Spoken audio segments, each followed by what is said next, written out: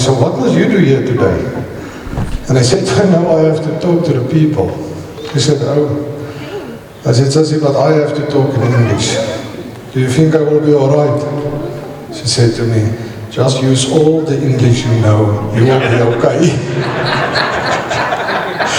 So yeah, let's try. Jan, they asked me to talk a bit about the red meat, or red meat today, where the sector stands. Just before we get to that, so for the South African producers here, just quickly, the RPO, or the Red Meat Producers Organization, I think the most important thing is this is an organization by producers for producers. We look after the interest of the cattle, sheep and goat farmers in South Africa, and are the mouthpiece of the commercial red meat producer in the country. Offices in every province, representation on a lot of committees and organizations, and then we are one of the founding members of the RMPC and the RMIS. Now, there's a lot of confusion since the RMIS was created, and I just want to give you the difference between the Red Meat Producers Organization and the RMIS. You all know that as farmers, as feedlots, as abattoirs, we are paying a statutory levy. So the RPO, the Red Meat Producers Organization, the National Emerging Producers, the Abattoir Association and the Feedlot Association, they together form the RMPC, the Red Meat Primary Cluster, and they applied for the statutory levy. Once the levy was approved, they established the RMIS, or the Red Meat Industry Services, as the levy administrator. Alright, so the RPO and the other three partners are both on the RMPC, the cluster, as well as the RMIS as directors, and we does represent the producer on these structures.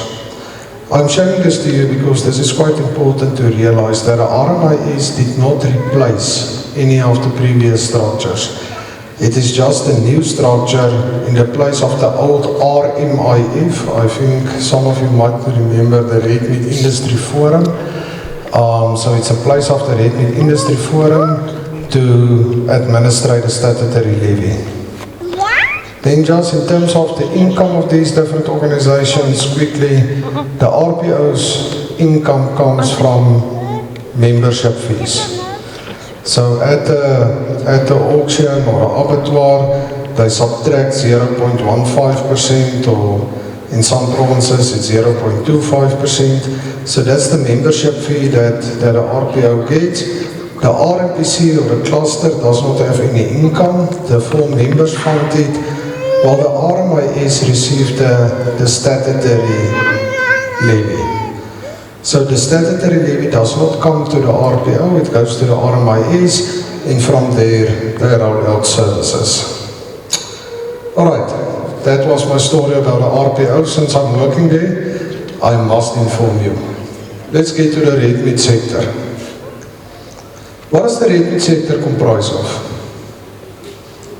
Why do we want to know where we stand in the red meat sector? What's our biggest challenge? Now it's FMD. What's the usual one? Jan? The 3 F's. What's your groot probleem? 3 F's. Vis, vleis en flip en vol. Ja, want dit veroorsaak dat ons prys laag is. That's our biggest problem, it's price. So a while back I was at a function and someone was speaking in front, and I asked to the farmers, how much do you want for your beef? What would be a realistic price? How much do you want? And then one guy stood up and he said, more. And that's how we feel, we want more. Price is usually the drive of the biggest problems. They say 99% of our problems dissolve in rain. I think the same is with price. If the price is good, we can solve a lot of the problems ourselves. But the thing is, price is not only determined by the producer, or by the auction, or the feedlot, or the abattoir. It's determined by the sector, and therefore we have to look at how the sector look. Does that look more or less correct? We have producers, feedlot, abattoir, and then retail. Does that comprise the red meat sector? Yes? No? I would say no. Because there's also input suppliers. We have to think about the wholesale, and finally the consumer. It's part of the sector, part of the industry. The thing is, it doesn't stop there. What about the exporters, the importers of red meat? We have to consider the international retail market where our exports goes to. We have to distinguish between local consumers and international consumers and what they want. It's part of the sector, it's part of the price forming mechanism. And then we are still not done. Because what about a local government, the regulations and policies that we have to adhere to? What about input suppliers to the rest of the value chain, not only ours? This morning I saw an article, since this war in Iran have started, the price of plastic for meat packaging have increased to 40% month on month, 40. What about the 5th quarter? And all the inputs and the value chain that have to go through. Agents and auctions are there, and international governments and their regulations. The thing is, I'm not sure if we are done, but if you want to talk about how the sector looks, we have to consider all of them. It's not only about us or the consumer or those in between. Each role player has their own challenges, realities and dreams.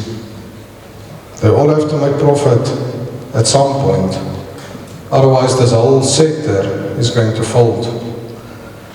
So we have to try and unpack the whole sector, not only our challenges, realities and dreams, but the rest of them as well. Just a disclaimer, what I'm going to tell you is my opinion.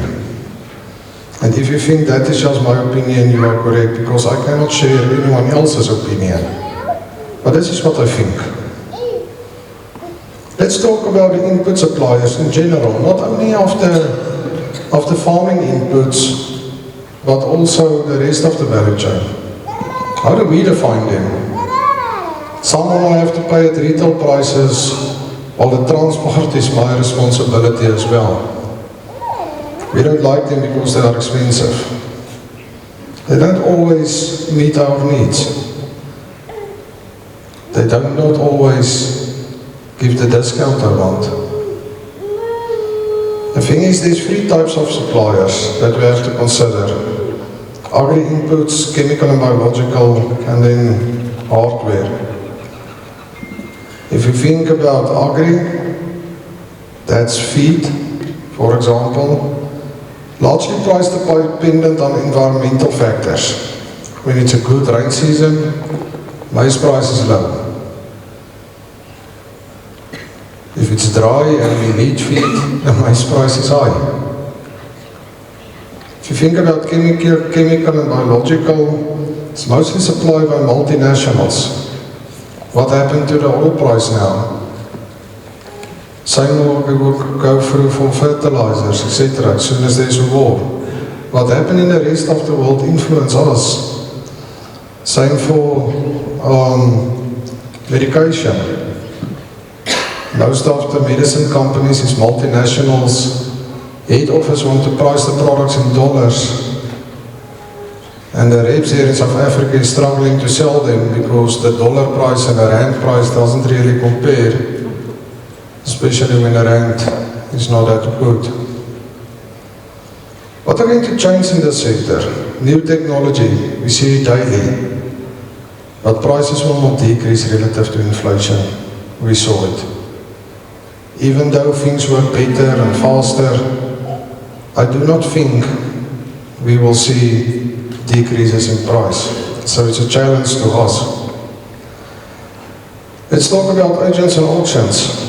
How do we define them? Do you write and I write, or do I write and then you write? And it's fair, eh? I think he deliberately missed that but before the hammer fell. We often hear that. We are never satisfied with the price. We have to remember that these guys are a percentage commission-driven market. The better the price, the higher the remuneration. They are not in it to fool you. They also want a higher price. So when market prices are low and costs increase, physical cost as well as the cost of new regulations of FMD, etc. that we have to adhere to, the question is, how are they going to survive? As that percentage remains the same, while prices are lower, income decline. What do we see there? Regulations become stricter. We see more direct selling to feedlots, where the agent and the auction is pushed out of the way. You're starting to see the role of online auctions, especially of FMD. I see Meerkat, I think, is here today. A new way of doing business. Then the question, is the current commission, that percentage that you pay for an auction, is it still enough or is it going to increase? How does the cost look?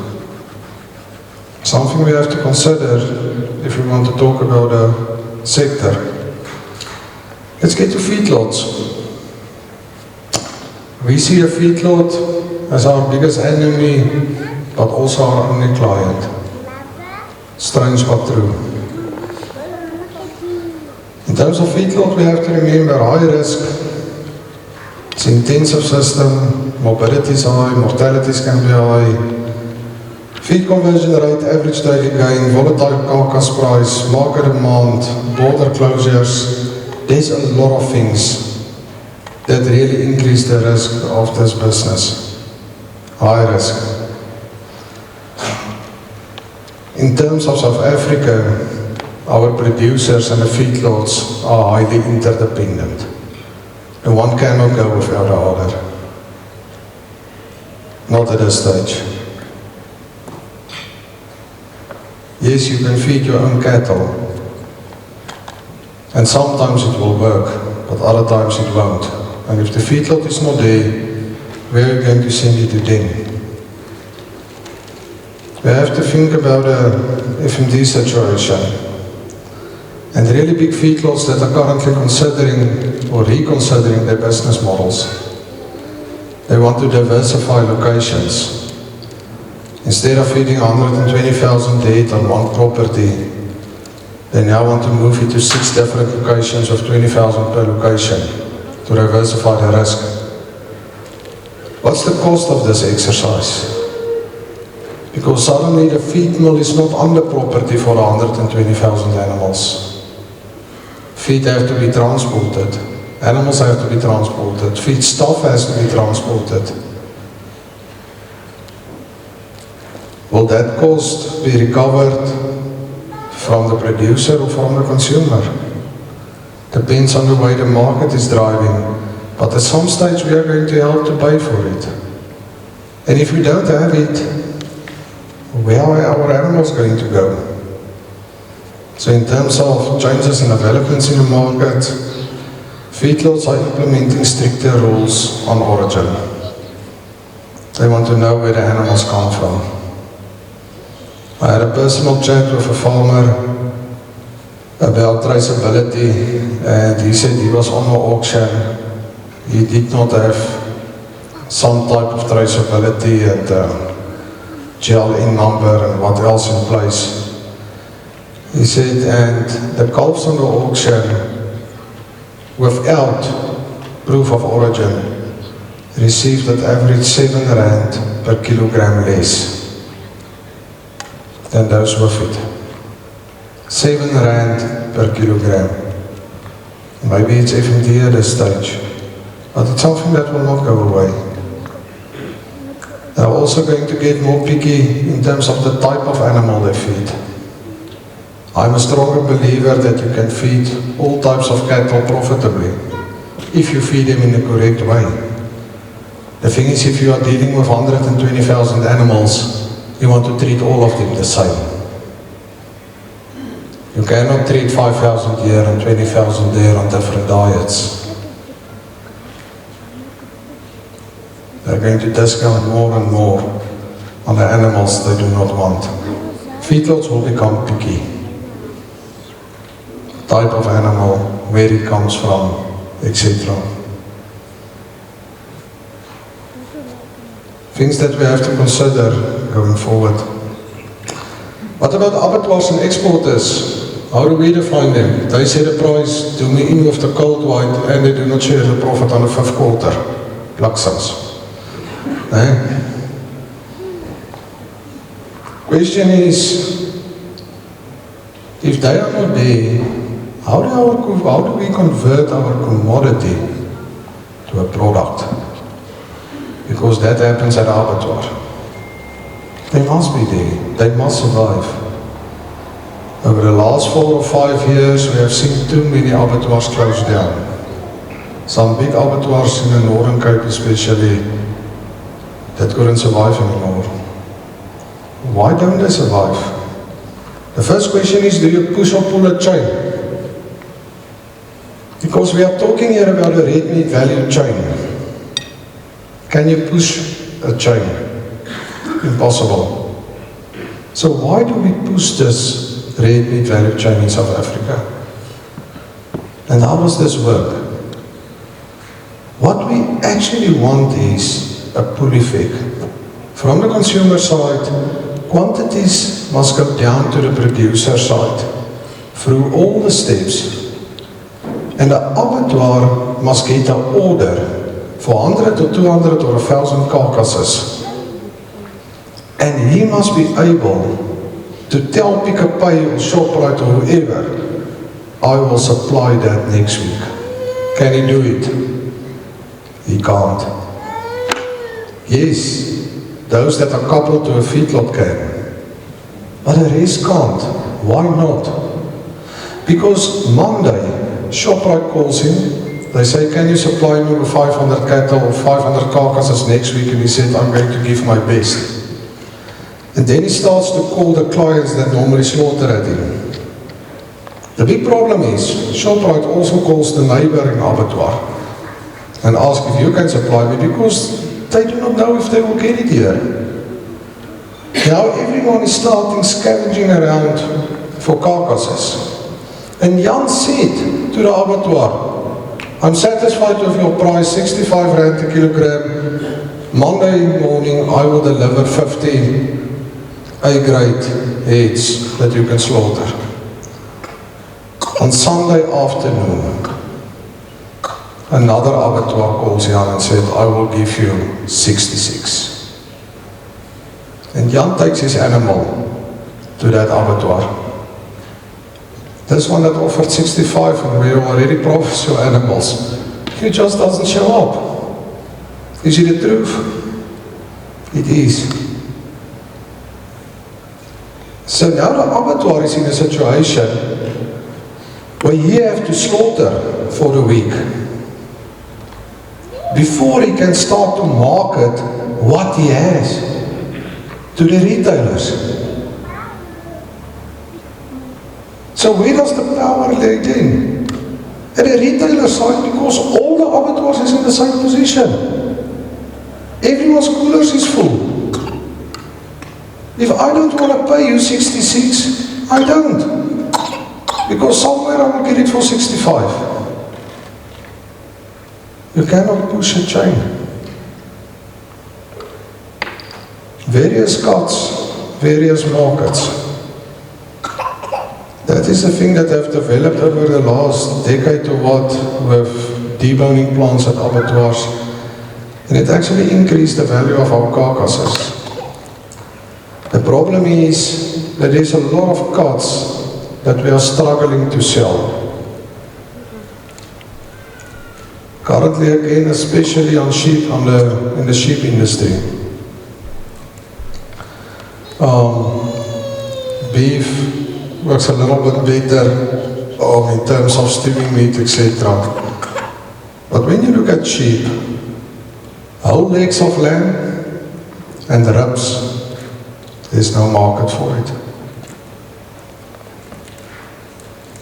And together it comprises, if I remember correctly, I think 26% of the carcass weight.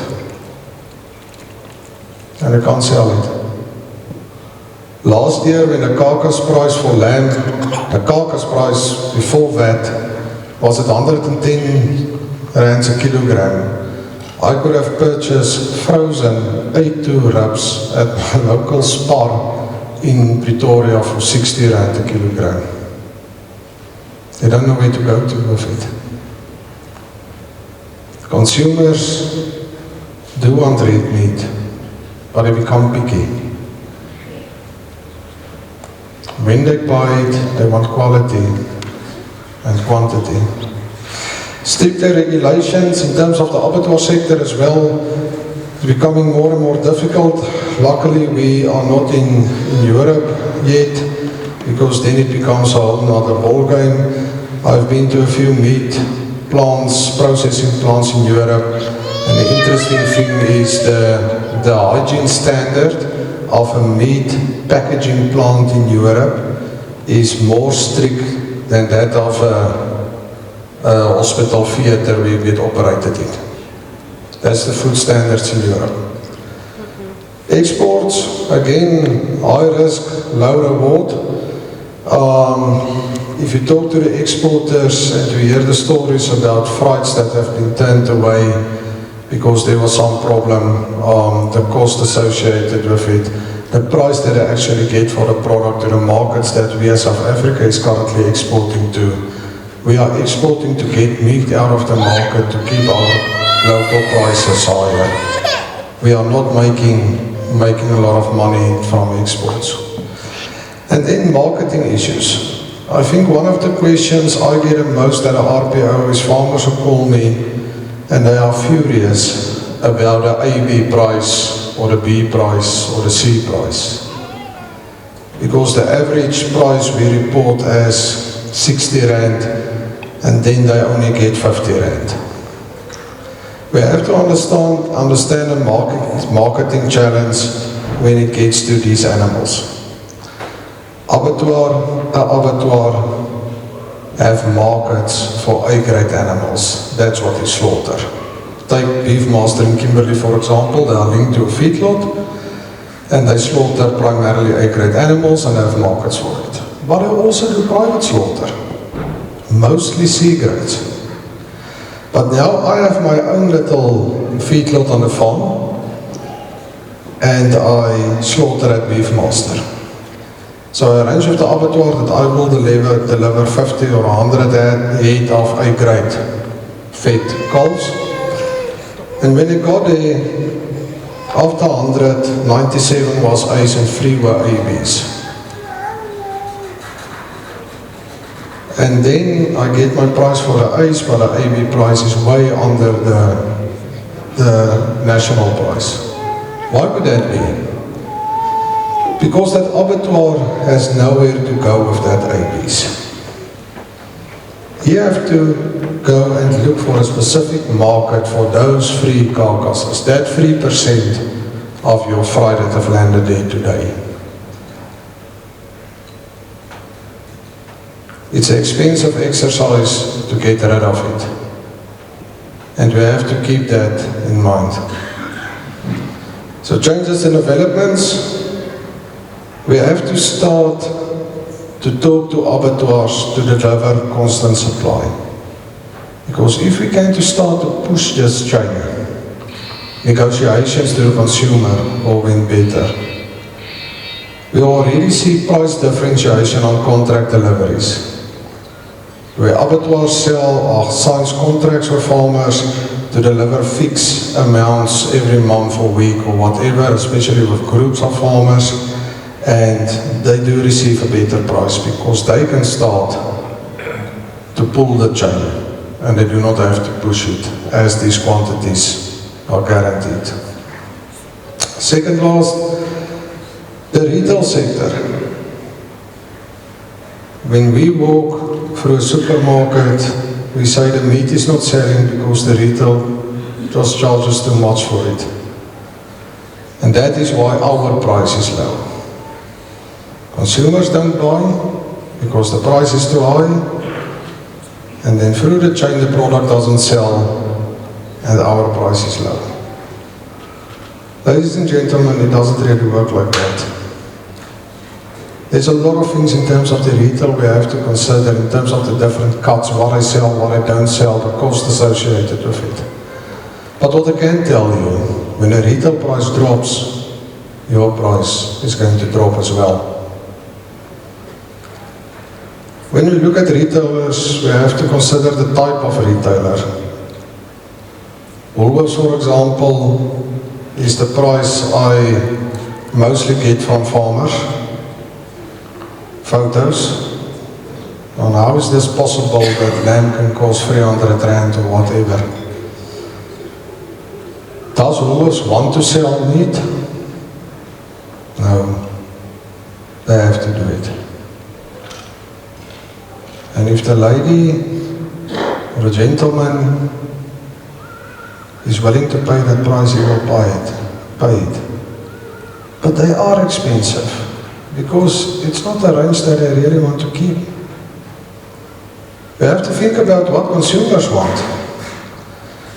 Let's talk about Woolworths and Spar and so on. Have you ever seen that packaging of steak? It's that little black thing and the two steaks, and it's neatly wrapped like this. What does that packaging cost? Any guesses? Just for that two steaks, what does it cost for that packaging? Before the 40% increase, 15 rand.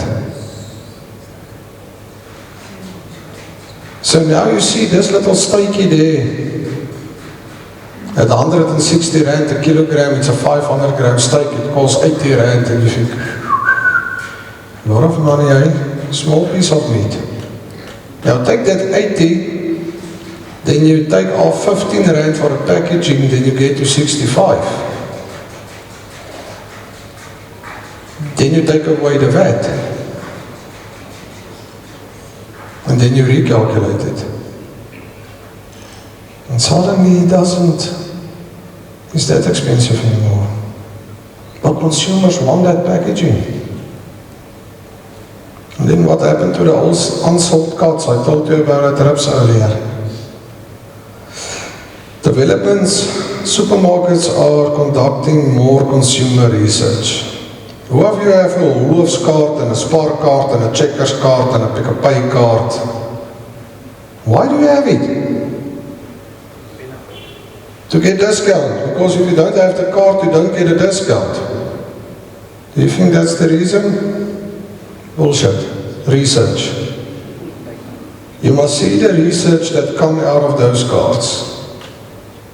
Because now they can tell that the lady that's 35 years old that normally buys steak also buys this and this and this. And they can put deals together and they can do a lot of wonderful things.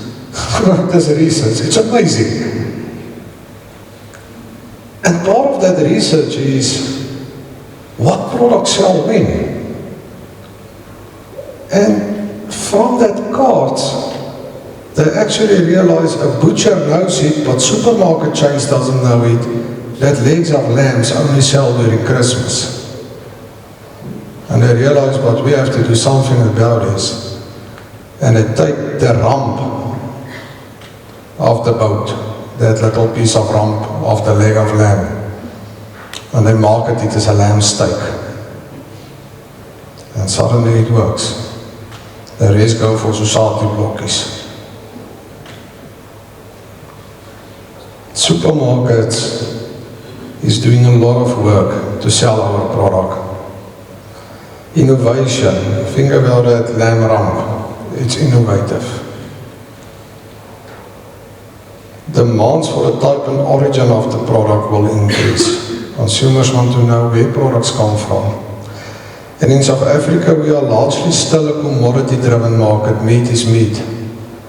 But slowly it is changing. I myself come from the Northern Cape, Ek vreet control how we respond. If we choose the right attitude, we can rise above whatever challenges we face. Don't ask what they can do for us. How does the situation look that we are facing? That's the US cattle prices last year. Can you see there?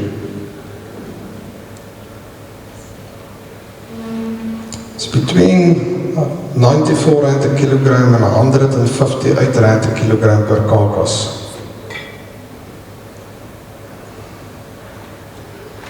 If you look at this, it's the price of trimmings in the US market for hamburger patties.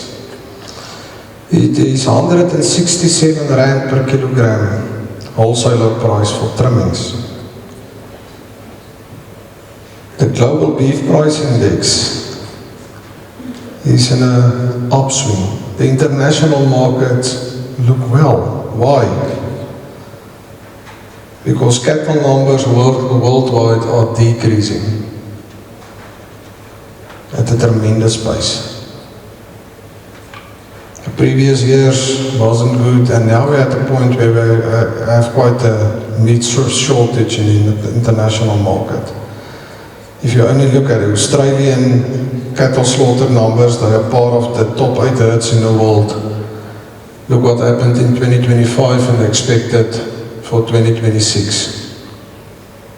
There's currently not enough meat in the world, and we have very good international prices.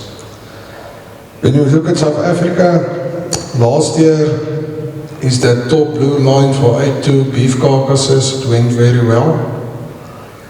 The little orange line is this year. It started off quite good. Now we are below the price of last year. But luckily we are still above the 2022 price.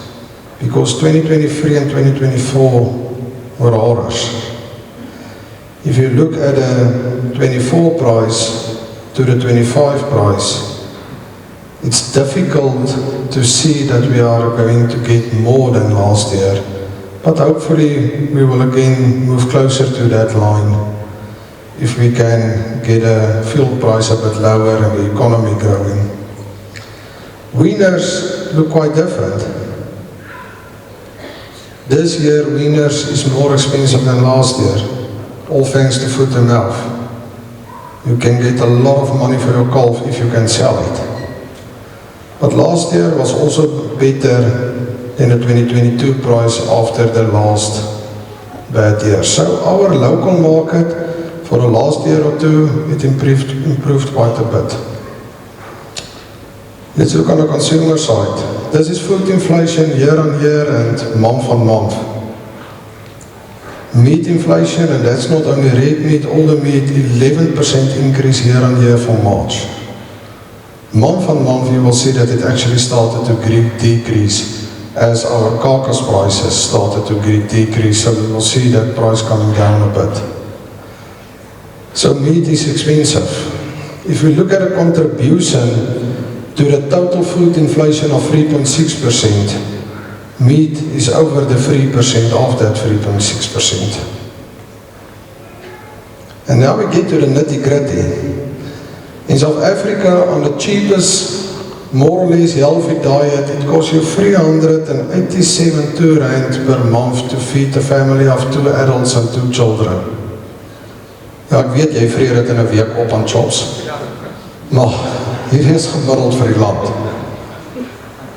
The problem there is meat, fish and eggs is almost 50% of that cost. So when it doesn't go well with consumers, what is the first thing they're going to leave? If you look at the price increases in April, a family of 4 will pay on average 160 rand more per month for electricity and 115 rand more per month for public transport. That's 275 rand per month. They cannot go without electricity, they cannot go without transport because they have to go to work, so they have to lose something.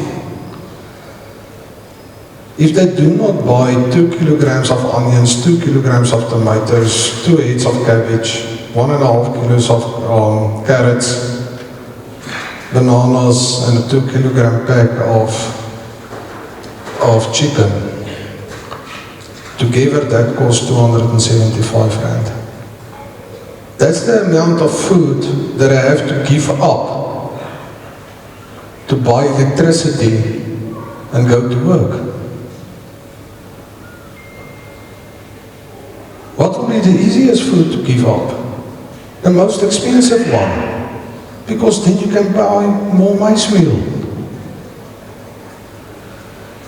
Currently, with the price increases of necessities, the demand for our product is not what it should be.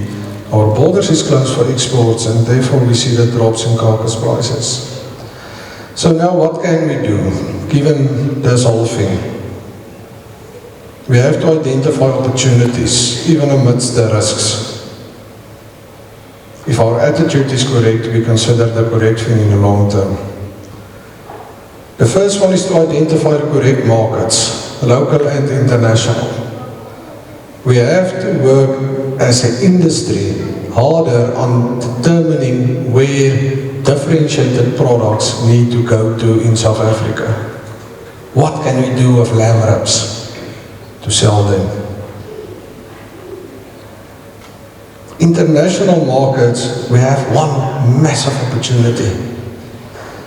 If you look at that graph, 74% of the meat produced in the world are grass-fed. Only 21% is grain-fed. The biggest demand of high-value consumers is for grain-fed beef, not grass-fed, because the taste is cleaner. Where does grain-fed beef comes from? South Africa. Little bit in the US, little bit in Australia. We must exploit the grain-fed markets, but then we have to get our diseases under control. But in terms of animal diseases, I want to ask you, is it a risk or opportunity? The past year we see FMD in South Africa and other countries. Botswana is struggling, China suddenly have set one.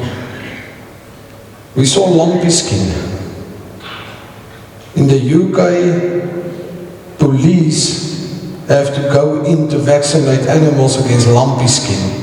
As consumers, do not want the animals to be vaccinated because they are afraid of what a vaccination can do to the product. It's crazy. One of the big threats currently is New World screwworm. Do you know about screwworm? Started in below North America, in the tropics. That's that little graph there, and then it moved up. That is the graph of 1 January 2025. Then there were 1 case of screwworm in Mexico. 1 case. Currently Mexico has screwworm all over. It's 60 kilometers from the US border. The US is up in arms. Last week they have certified unregistered animal health products to try and stop this stuff. If screwworm get into the US, it's going to cause big problems there. We don't have it. Peste petit, what do you call it? Small stock pest, PPR. That's coming from the north of Africa. We are still free. It's killing small stock. Where are those guys going to get small stock meat from? Lamb and goat. Are there opportunities? Then lastly, we have to align with consumers. And I think that is where the biggest challenge lies. Consumers want 4 things. They want quality and sensory satisfaction. That's the appearance, taste, texture, grade, or class.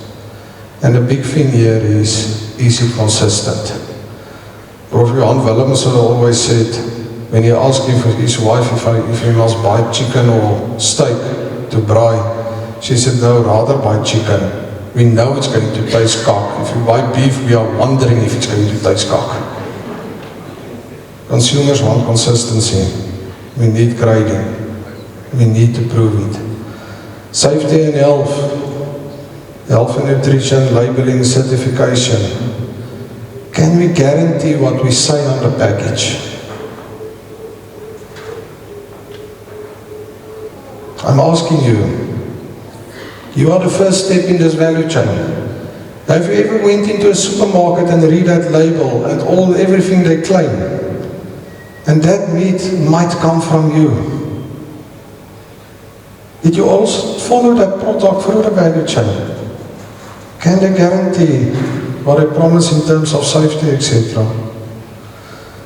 Production and ethics, animal welfare, environmental impact, supply chain, the whole green concept. From the RPO side, we are starting with a scheme to get ISO certification so that we can prove that our farmers is treating the animals, the workers and the environment correctly. Consumers want to know it. We have to prove it. Then lastly, price and convenience.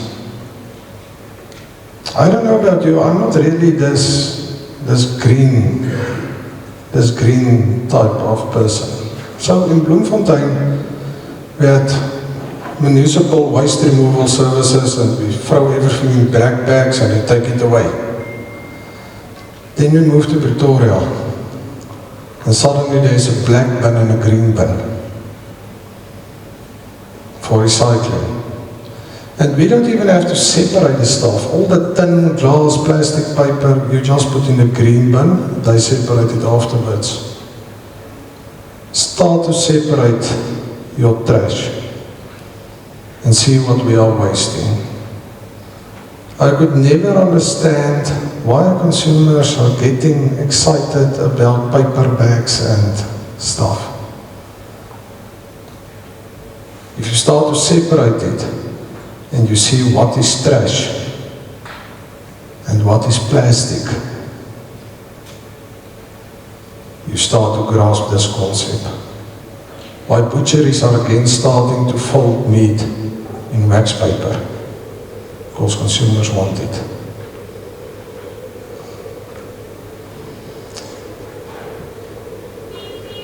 That's the end of my story. This is just our partners at the RPO. Don't look at them too much, I want to leave you for last thing. If you think back about what I've just told you, there's a lot of challenges. But I say never waste a good challenge. In terms of animal diseases, in terms of international markets, in terms of consumers, there's a lot of opportunities. We know we have the best beef meat in the world. I think I've been to 29 countries. I was 3 weeks ago in Argentina. I went to Brazil before. They really don't know what they are doing. We have opportunities. I think we are one of the world's best kept secrets. We have to develop our opportunities to get our product out there. We can import commodity beef, but that we produce, we are supposed to sell it for premiums. Thank you, Jan, for the opportunity, and good luck for the rest of the day. Thanks.